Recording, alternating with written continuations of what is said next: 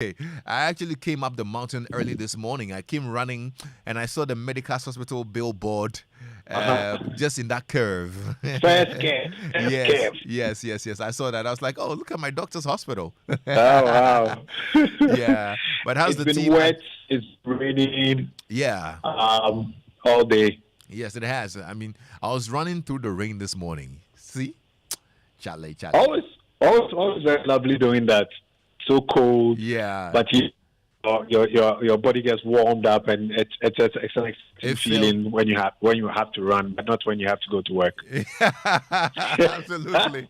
I loved it. I loved it. But hey, there's an issue that we need your help on. So let me share it with you, okay? All So right, that you can let's. educate us. Okay, because one of our very good friends says she's a mother and her daughter turned 21 years recently. Now Mm, she's deeply worried because her little angel is in pain and is a pale shadow of the vibrant, confident lady that she knows. She mm, says that look, it all started a few months back when she complained of pain in her left knee joint. Now, within weeks, she complained of pain in the joints of both hands. She can barely make a fist during the early hours of most days due to the stiffness and pain whenever she attempts to do so. Now, rising from the sitting position produces pain in and around the waist and mm. hips. She complains of fatigue on minimal exertion. Indeed, initially I thought she was being lazy and I would scold her.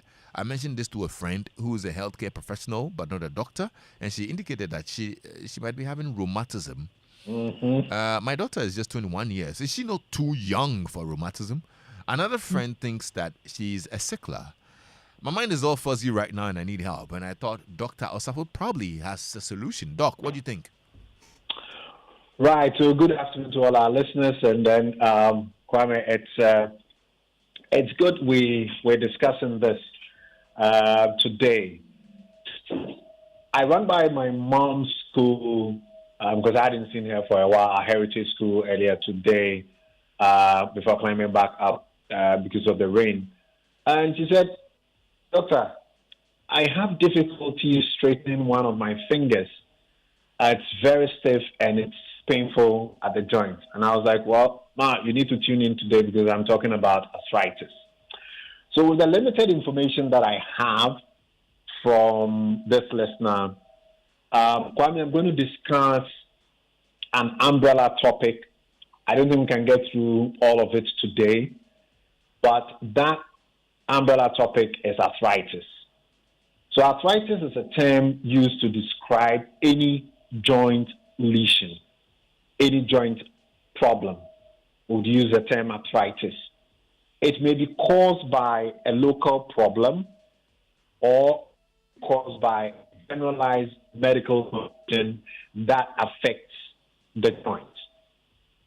So you can have a direct local pathology, disease that just affects only the joint, causing you to have that problem, arthritis, or it could be a medical condition that affects other parts of the body, including the joint. Kwame, what is a joint? A joint is formed when two or more bones meet. So you've got your wrist joint. And I'm referencing the wrist because most of us will strap the watch around our wrist so we know where the wrist is.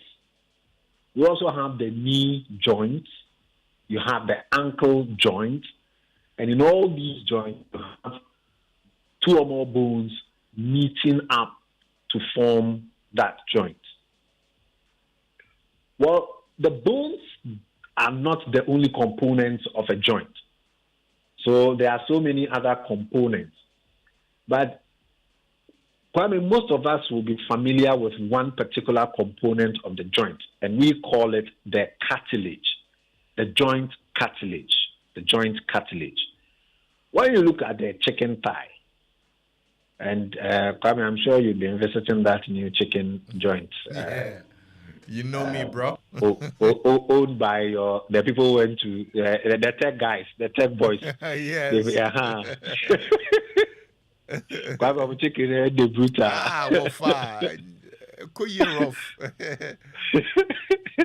So if you take a chicken thigh, you'd realize that at the tip or capping the chicken thigh, it's this very crispy, hard substance. It is whitish in nature, and it caps the end of the long bone. That is what we call the cartilage. Grow. Grill. Never yet there. You know, that we have in our joints, and that prevents bone from directly meeting bone. So, Kwame, you know what we say: bone to bone is not good. Mm-hmm. Yes, some people are trying to tell us today that bone to bone is good. But all ambiguity considered. But bone to bone is not good. Mm-hmm. Bone at joints should not make direct contact with each other. Right. So that is why you have that cartilage that covers the ends of the bones forming the joint. Right. So that's by way of the Biology 101. Yes, sir. Arthritis is generally classified into three groups. And Kwame, I'll come back to why this biology is important. But generally, arthritis is classified into three groups: osteoarthritis, inflammatory arthritis, and infective arthritis. I'll take that again: osteoarthritis, inflammatory arthritis, infective arthritis. With infective arthritis, there is a causative infective organism. There is a microorganism that is responsible for the joint lesion. Typically, it is bacteria. You've got a germ that gets into the joint space and totally destroys the cartilage and causes you the problem. That is infective arthritis. Osteoarthritis, which most of the time, if you hear a healthcare worker say arthritis, we probably mean osteoarthritis. This is the commonest form of arthritis. And this arthritis results from age-related changes. Kwame, I say that again, age-related changes, and the effect of repeated mechanical stresses and strains. So age-related changes that happens in the knee, just as you have age-related changes happening with your hair. Kwame, recently I saw some graying of the hair in my armpit. And I'm saying, hey, now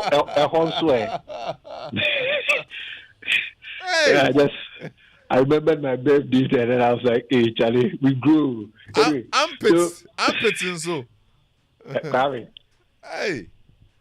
Armpits, which are. As room pony na. Kwame, I've asked you to sing any song today. Pacho, you had one more TikTok about me. Right. Right. So osteoarthritis, age-related changes. I'm just making the point that age has a factor on every aspect of our body, from your hair, your skin, and then as well as the joints. Right. Secondly, osteoarthritis happens as a result of the repeated mechanical stresses and strains. Well, I mean, these footballers, I feel sorry for them. I'm sure we are all hearing the huge sums of money from the Saudi Pro League. Yeah. And I'm sure you wish I can ball. Oh. But, Kwame, let us not be envious of these footballers. The repeated mechanical stresses they put on their hip joints, knee joints, and ankle joints is such that a lot of them will develop osteoarthritis way before they are 60 years or even 50 years. And they have to live with chronic pain. If you have pain, you look at the size of your bank account, I think it can make you smile and the pain will go down. That's true. That's true. Or you can get a hip replacement or a knee replacement. They can afford it. So I just want to make the point that with osteoarthritis, depending on how you have used that particular joint, we're carrying load a lot in this country. Most of our parents, when they were younger, it was the norm to go to the farm these days, in my children, the small backyard garden that I have planted tomatoes. I mean, they should go and water it every day. I have to chase them.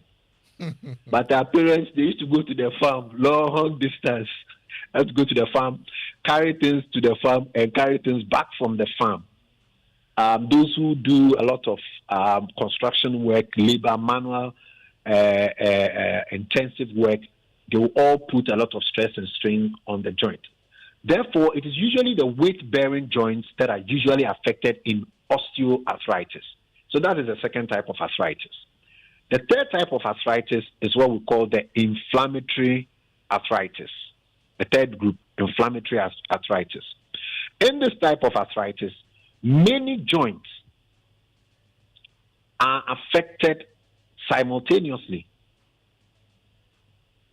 And you will have what we call inflammatory changes predominating.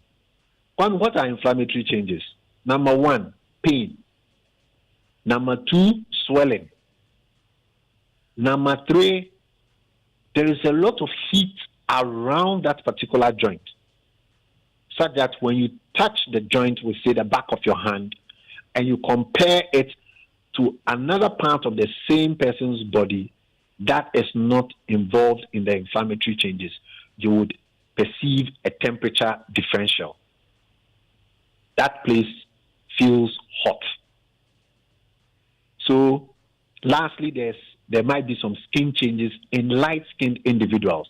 So these are the what we put together and call inflammatory changes: the pain, the swelling, the temperature differential, and in light-skinned individuals, you will find some skin changes, skin color changes.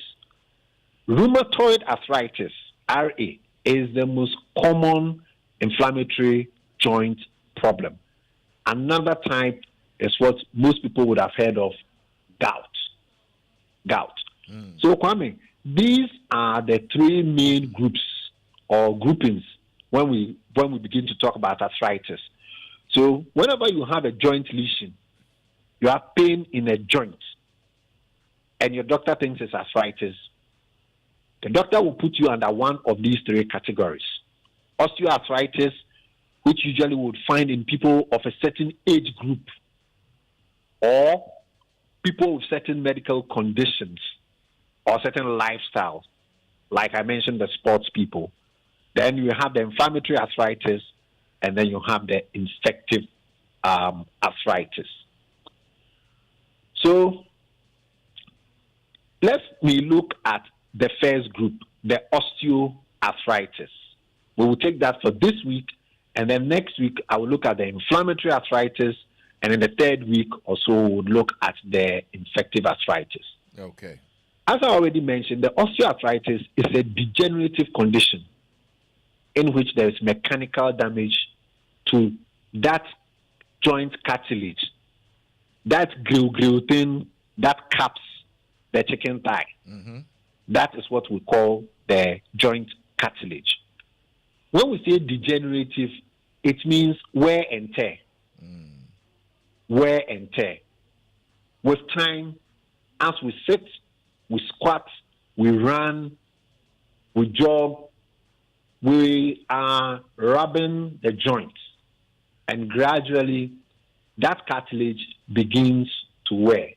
So almost every single individual above 60 years has some form of wear and tear going on in the what we call weight-bearing joints. These are the hip joints, the knee joints, the ankle joints, and then some of the joints in your foot. So when you stand, they bear the weight. Usually there is an imbalance between the natural wear and repair processes of the cartilage. So when you are younger, as you wear out the cartilage, there are also repair processes going on. So you destroy your repair. But at a certain age, we all stop growing. So then the repair processes lag behind the natural wear processes. Okay. And that is what creates the imbalance. Into what say they are more than you are repairing it. Yeah. So depending on what you do, so that's why sometimes it gets to a certain age, we will discourage certain forms of exercise because those forms of exercise would increase the natural wear and tear. These degenerative changes occur in the joints as a result of, say, aging, and we all age differently. Kwame, I'm sure it's a fact that everybody is aware of. You see some 60-year-olds, and their skin is quite, a dazzle. It is good. It looks good at 60. But then sometimes you see some 35-year-olds, and the skin it doesn't look like what the average 35-year-old skin would look like. So we all age differently. And then the joint cartilage sometimes, unfortunately, wears faster than you would expect. So in the elderly, some degree of osteoarthritis is always present in all of the joints. What are some of the symptoms or some of the risk factors beyond the age-related changes? Kwame, if you've had a previous fracture and that fracture went through the joint, so you fall from a height, for example, you fracture your leg, but it is very close to the knee joint, and the fracture goes through that knee joint, you may have what we call a traumatic osteoarthritis developing subsequently. Sometimes, too, when we have these fractures that do not directly involve the joint, but then there's something we call malalignment. Kwame, I'm sure you know about Aponche Clinic, or you heard of Aponche Clinic. Right. Yes.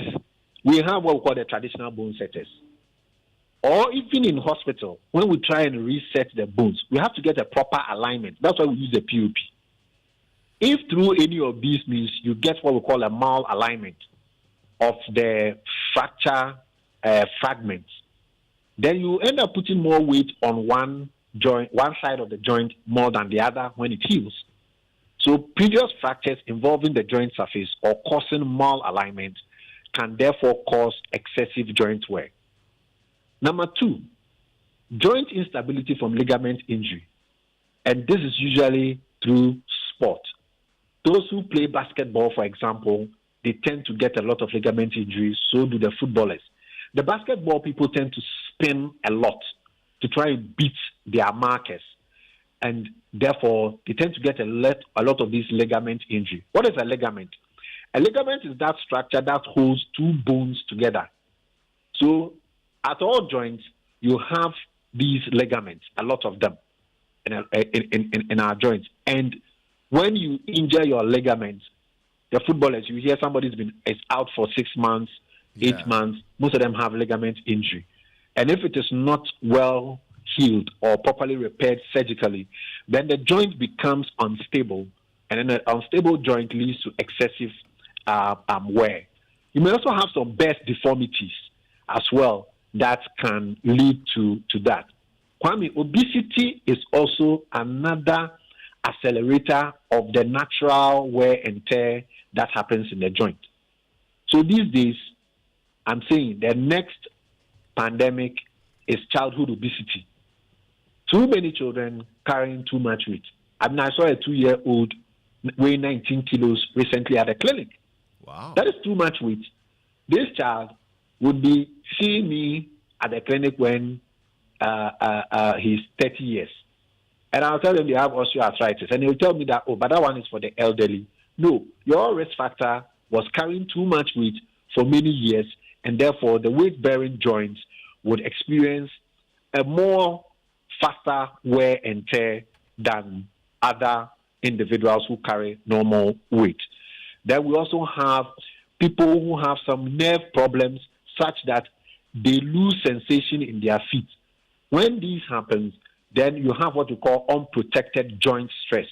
I think when we all put weight on one particular side of the foot, after a point you feel some pain, and therefore you shift your weight and your balance again. This is what we need. If you have a certain nerve problem because of certain medical conditions, then when you lose that ability to feel pain, and therefore you tend to stress your joints more than usual. Then there are some other medical hormonal conditions. One of them is called acromegaly. I'll go into it during our last next week. Acromegaly, that can also lead to that. Let's look at manifestation of this disease. How does it show? Well, our listener who sent in the complaint actually talked about some of the complaints the daughter has been experiencing. The two main complaints are of pain and stiffness. So pain and stiffness.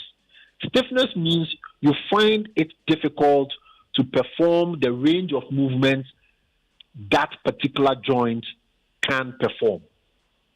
So by making a fist means that you perform a range of movements called flexion of the joints of the fingers. Usually the onset of the pain and the stiffness is insidious, meaning most people would not pay particular attention to it, or they will brush away the pain because it's very mild or it's trivial. Then the pain increases in intensity. So the pain develops for no apparent reason. They will tell you that, oh, doctor, I didn't fall, nothing hit me in that area. I don't know why. I just woke up and then I feel this pain there. Typically, the person is middle-aged or elderly, but sometimes we do see younger people, and those younger individuals, they would have a previous history of either a fracture or any joint pathology, or they are usually obese, but typically elderly. The first time the pain may develop may come about only when the joint is stretched. So sometimes that's when they experience it. So when people go to exercise, then they begin to experience the pain when they are stretching. All right? Then later on, they experience the pain when they bear weight. So, oh, doctor, when I get out of bed and I stand, then I feel the pain. Then later on, the pain is even experienced at rest. So the joint is painful even when you are resting the joint, and this actually disturbs their sleep. Joint stiffness means that you are not able to perform the total range of movement. I've seen patients come to my clinic and complain that, doctor, I can't tie my scarf. Doctor, I cannot button or unbutton my shirt because they got stiffness in the joint at the shoulder. So tying their scarf then becomes a problem for them. So this is how the stiffness manifests in some individuals, okay. And it restricts the whole range of movement. How do we investigate this disease? Well, fortunately, we can make diagnosis in a lot of cases, because the most important thing you need is an X-ray, an X-ray of the joint. Okay. Usually, the findings are very characteristic. And then, Kwame, can it be treated? Oh, absolutely, yes, we can manage it. But I need to make this point. It is not possible to reverse the pathology that has already occurred in the joint. It is not possible to reverse the wear of that cartilage at that joint. It's not possible to reverse it. But depending on the individual joint that is affected, depending on the extent of symptoms of the individual, and most importantly, the extent of disability that the individual is experiencing, your doctor would present a whole range of non-pharmacologic or non-drug, drug, or surgical treatment. Right. No, that's some very good education on arthritis and osteoarthritis, and I'm happy we actually talked about this. Lots of messages are coming in. The first Antoine someone says, ask doctor to talk about sciatica. It's also very painful, and we need education on it. So we can consider that. We'll consider that. Yes, that's low back pain that shoots down your buttocks, back of your thigh, and I know exactly what she's talking about. It is a very painful thing. Okay. We will talk. We've talked about it before, especially when Dr. Rinchi came over. Yeah. But yes, we will discuss that some other time. Now, Nanaya's message is quite a serious one. He says, I have a son who is 14 years, and once in a while twists his knee, which has happened more than 4 times. Wow. It gets swelling and gradually becomes okay. But this time, it's as if there's something like it's watery, like a liquid in there. We've taken it to the hospital before, but the doctor said he's young and that it will be okay. Should we get worried, Wow. please? From what I'm hearing, yes, I think you need to see an orthopedic specialist ASAP. It appears that he's got some a weakening of the ligaments in the knee joint because it shouldn't give way, so easily. It's one of those steady joints. So we need to find out exactly why that particular knee gives way. There is swelling. She's talking about swelling in that joint. She's talking about what we call crepitus. There's this grating sound that you can hear in that joint.